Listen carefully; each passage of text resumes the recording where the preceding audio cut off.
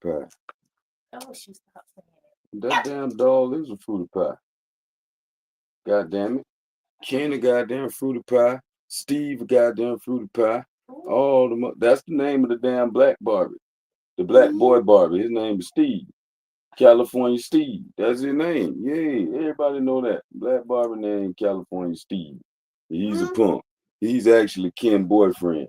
Because goddamn Barbie and the black Barbie girl, all of them is swingers. Yeah, they been swinging for years, since the 50s. Yeah. Shit, Barbie like fucking 52 years old now, 55. Yeah, Barbie going on 60 out this bitch. They been swinging since way back in the day. They began swinging. Yeah, man, look at that motherfucking goddamn Ken. That nigga fruity as a motherfucker. Ken fruity, Steve fruity, all of them. I don't want none of them in my house. We had one just a minute ago. The dogs chewed his hand up, y'all. Yeah, fruity motherfucker. But I ain't got nothing against, you know what I mean, people to do what they do. You know what I mean? Whatever you choose to do in the privacy of your own home is your business. I'm just saying, you know what I'm talking about. The dogs, we talking about toys here. They shouldn't make toys. I mean, whatever. Next subject. Should get you in trouble. Anyhow, we got the CDL training going on today, everybody. So y'all just tune in, check it out. Next level, upgrade time. They go in memorizing just specific questions, which means specific answers are tied to that.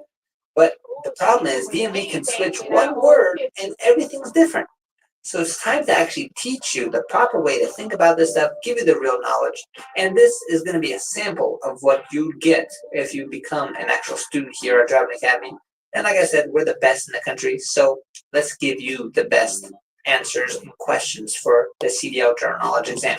So let's go one more time. The first question that we're going to be talking about in the CDL General Knowledge is going to be this question here. When traveling down a downgrade, you should do what? A, shift gears when necessary. B, never shift gears. C, use engine retarders only if necessary.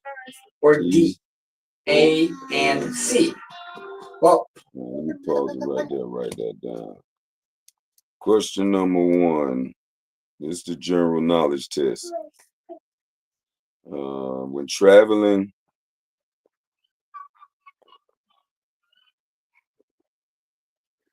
down a downgrade, you should. And this is the question. Traveling. I'm studying. Oh. Traveling down a downgrade. When she was a baby. It's baby, I said baby. That's Auntie Nika. I see. Yeah, what's that? Auntie. I see. You should. All right, the first question is shift gears when necessary. Let me see. Mommy. A lot of people are probably going to pick D, but the real...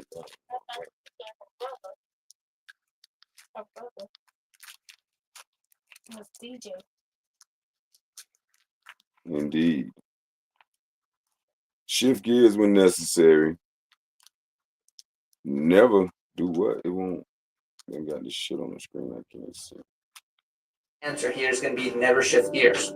So when you're actually traveling down a downgrade, that means your whole vehicle's actually going downhill. So it's right? never shift and gears. If you're in the a manual answer. Transmission vehicle. And then he's going to explain the answer. So the answer to this is never shift gears. When traveling down a downgrade, you should never shift gears.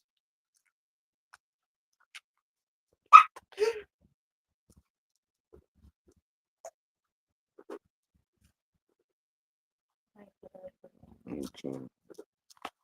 You should never shift gears. Okay, got you.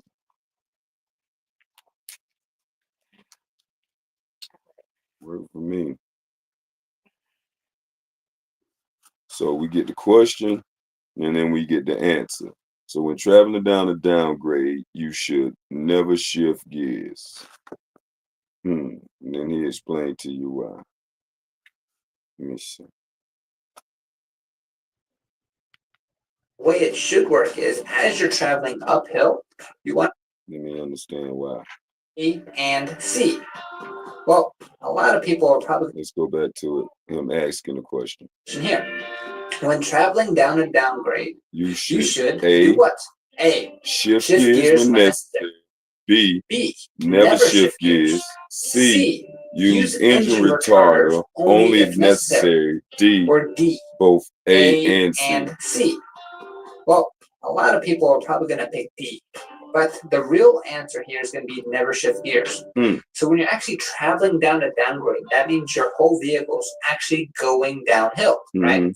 And if you're in a manual transmission vehicle, the way it should work is as you're traveling uphill, you want to make sure that you're in the proper safe speed. So say you're traveling uphill in about 8th gear.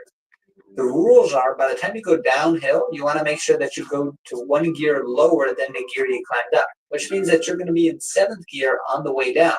This is going to prevent any kind of downgrading or any kind of shifting necessary because you're going to be at a safe speed and your engine's going to keep you at that speed. You don't have to wear out your brakes. If you do this correctly, then you're going to avoid a lot of mistakes and a potential big fine and a big accident itself. So the answer to this question is B, never shift your gears when going down a long downgrade. Because all you have to do is mess up one time and not get into gear. All of a sudden, now you're traveling in neutral, and good luck trying to stop an 80,000-pound vehicle going down a downgrade that could take miles and miles on it, right? That's something called a Mexican overdrive. I don't know how it got the name, but pretty much that's where you're just pretty much just going, and you're going to put your head between your legs, and you're going to kiss you know what goodbye, because it's very little and very hard for you to control. So the question here is going to be B, never shift gears.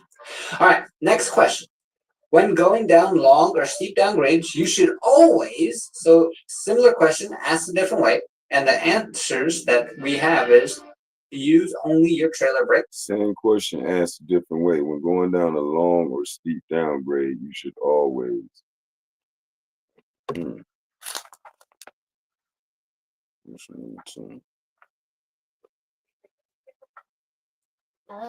Pickle beets. I don't eat no beets, baby. No, ma'am. You eat that? Or steep. I mean, beets supposed to be good for you, but I can't eat that. You should always. I remember Steven tried to get me to do So this is gonna be the back down. Use only your trailer brakes. Use the braking effects. That's A. B is going to be use the parking effects of the engine. B is going to be using the braking effects of the engine. C, use controlled braking. Or D, when you exceed safe speed by 5 miles per hour, then brake. So when going down a long, steep downgrade, the correct answer here again is B. B? Use the braking effects of the engine. Now, let's kind of explain this one a little bit more. Never shift gears. So when it comes to A, use your trailer brakes, that's a complete no. Anytime you hear the word trailer brakes and that's all you're going to use, that's a problem. Never hit that answer because you never want to use just trailer brakes. If you do, it's going to lock up your back trailer tires. All right, hold up, young man. Let me write this down before you keep going. Let's see. Use braking effects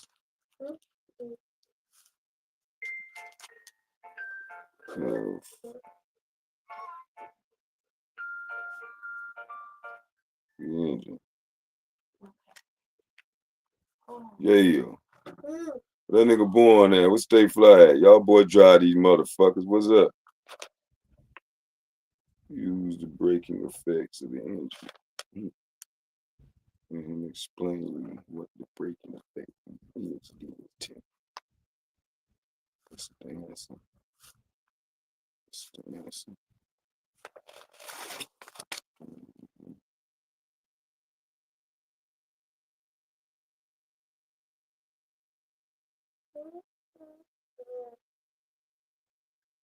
When traveling down a downgrade, you should never shift gears. When going down a long or steep downgrade, you should always use the braking effects of the engine. You're not explain that to me, buddy. It'll cause you a jackknife. If you don't know what a jackknife looks like. Jackknife. Now, let's kind of explain this one a little bit more. So when it comes to A, use your trailer brakes, that's a complete no. Anytime you hear the word trailer brakes and that's all you're going to use, that's a problem. Never hit that answer because you never want to use just your trailer brakes. If you do, it's going to lock up your back trailer tires and it's going to cause you a jackknife. If you don't know what a jackknife looks like, it's going to look like this right over here. So say that this is your tractor, right? And your trailer should look right behind you. If for whatever reason you turn into a jackknife, that means that your tractor's here and your trailer looks something like this. Now this is an extreme jackknife. That means that these tires have locked up and all of a sudden they want to start going to the front. And you never want to see your trailer tires on the driver's side of your vehicle itself, right? So that is definitely going to be a reason never to use your trailer brakes. Now, when it comes to using controlled braking means you're always constantly squeezing on the brakes. If you do that for a long steep downgrade, you're going to be wearing out your brakes, and by the time you get down to the bottom of the hill, you're done, right? And then B, when you exceed safe speed limit by 5 miles an hour, then brake. That's only a portion of what actually should have been there, but because it did not give the full thing, which is, okay, make sure you reduce the speed above 5 miles an hour, and then brake is supposed to be below the safe speed of 5 miles an hour. So it's once you get to the safe speed, then you're gonna hit the brake till you get 5 miles an hour below the safe speed, and then you go back and forth right from there. But simply because it said above, when you exceed the safe speed by 5 miles an hour, then that means it's the wrong answer, which means the only true answer is going to be using the braking effects of the engine so you can save the brakes of your vehicle itself. Because, like we talked about in the past one, if you use up your brakes and you can't get into gear, then you're truly, you know what. All right, so let's get into the next one. You're driving a 40-foot long vehicle at 25 miles per hour. The proper safe following distance is blank. So it's going to be either A, 3 seconds, C, or B. It's either going to be A, 3 seconds, B, 2 seconds, C, 4 seconds, or D, 5 seconds. So the correct answer here .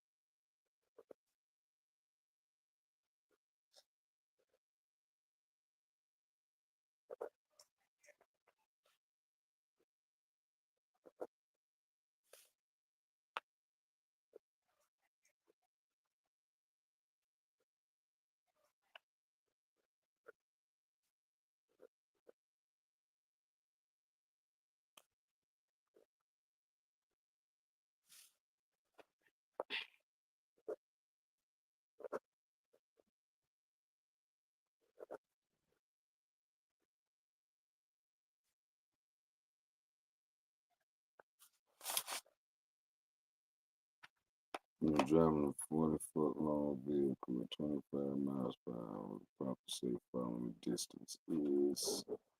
You are driving a 40-foot long vehicle at 25 miles per hour.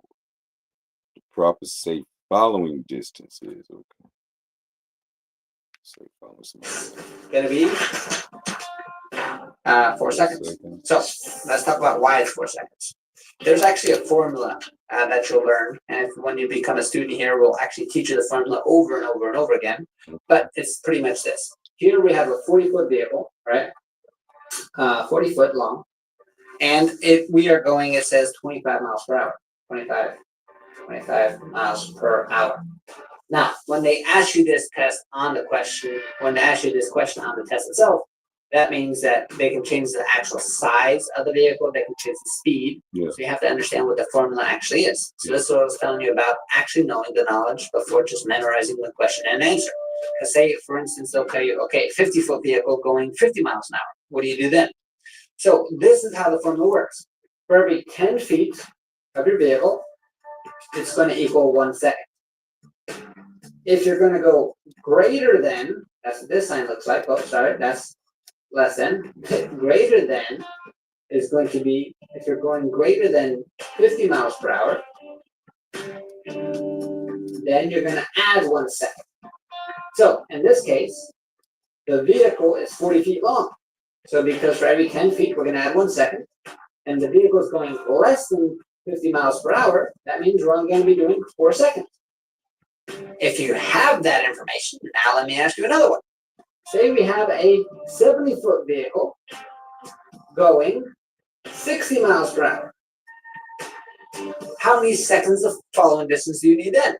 Knowing the formula. 8. So if you were studying and paying attention, it's going to be 1 second for every 10 feet. So this is 70 feet, right? That means it's going to be 7 seconds here. Are we going faster or slower than 50 miles an hour? We're going faster, which means we have to add 1 second here. That's right. And let's see if you guys can do math. Can you guys add 7 plus 1? If you can, boom, that equals 8. And if you can do that math, you can be a truck driver. That's pretty simple. So that is why that answer is what it is. Do that math? Let's move this. You see that shit? You heard what he said? You do that simple math right there, you can get a damn truck driver. I guess I'm done. To the rear, it may result in what? A, wheel lockup. Oh, B, damage to steering axle. Pay attention to what I'm supposed to be doing. I'm getting excited. That was pretty damn simple though. I'm like, whoa. Yeah. Okay, we gotta figure out what we're gonna do. Birthdays, Christmas, all that shit. I don't celebrate Christmas. It ain't no big deal to me, but yeah, I don't celebrate Christmas. And they're gonna open something. Oh man, we didn't ever go to the damn thing and do the thing. It's over. What's the last day? The last day was November the 6th. Just let mama know. We don't none of us do Christmas.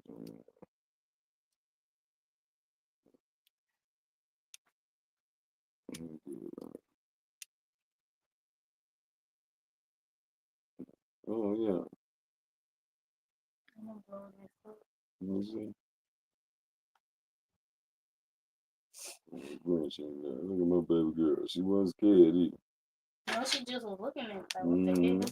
What the hell kind of shit walk around in this world? You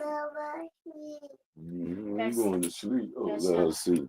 That's your sister. Yeah. You was covered up. I covered you